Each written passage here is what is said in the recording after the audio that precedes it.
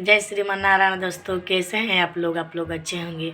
मैं अपना YouTube channel पर आप सभी को स्वागत करती हूं। दोस्तों मैं एक तिलक गीत लेकर आई हूं जो तिलकहरू आंगन में आते हैं जब चढ़ाने के लिए।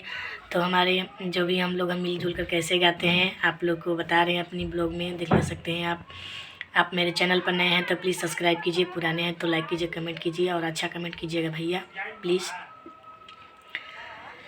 5 फेडया मामा 25 फेडयाम 5 भैया रामयलन तिलक चढ़ाए।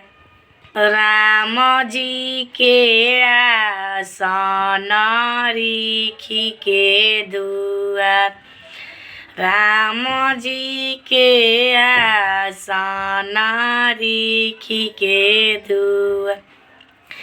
5 फेडया मामा 25 फेडयाम 5 भैया रामयलन तिलक चढ़ाए।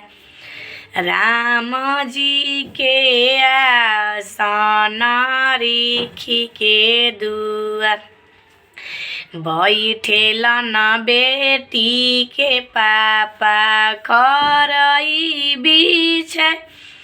बैठेलन बेटा के पापा जजिमा लगाए।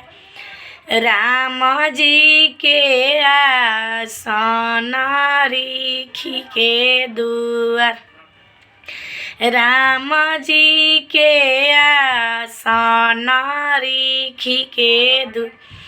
जंघिया कवन दूल्हा कचरेलन पान, जंघिया बेटी के पापा नैनामा डर सालोर। राम जी के आसन रिखी के दुआर, उठेलन बेटी के पापा पगड़ी झुकाए।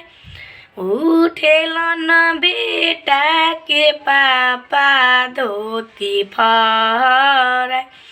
राम जी के आसन रिखी के दुआर, राम जी के आसन रिखी के दुआर।